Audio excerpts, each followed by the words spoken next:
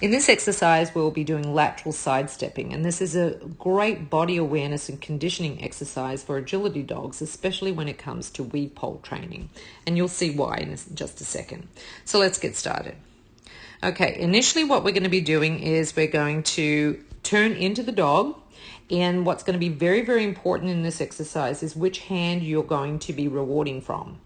When we're going to the left, we are going to use our left hand and feed from our left hand. Okay, so anything to the left, you're feeding from your left hand. So again, we're going to place the dog, generally the face of the dog will be where my thigh is, in front of my thigh, so I'm still able to walk in front of the dog and not, step on its toes. Okay, so as we move along, you can see the lateral movement of the dog here.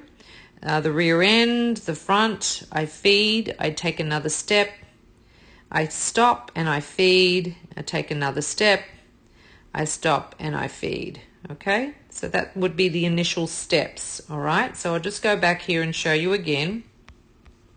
All right, so I take one step and I go in and feed. I take another step and go in and feed. And hopefully you can pull your hand away slightly so that you're not constantly luring the dog with the treat right on the nose, okay? And that'll help with the behavior and the straightening up of the dog, okay? All right, so take a step and go in and reward. Alrighty. Now, you can see that I will begin to change direction. And as I change direction, I change where I am feeding the dog from. So I'm heading in the right direction now. I'm going to be feeding from my right hand. Okay, and that's really, really important, guys, because otherwise you're going to have trouble with getting the behavior if you're only feeding in your right hand and you're going left. All right, so again, the same thing, stepping and rewarding the dog. Stepping out and rewarding the dog. Okay, stepping forward and rewarding the dog, as you can see. Okay, and I pull my hand out slightly. Every time I step out, I pull my hand out just ever so slightly and then bring it back in again. All right? All right, so let's have a look at that to the left again, and I'm just going to play it in real time.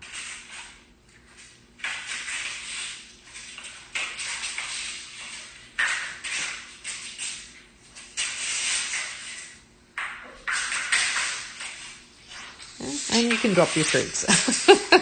It happens.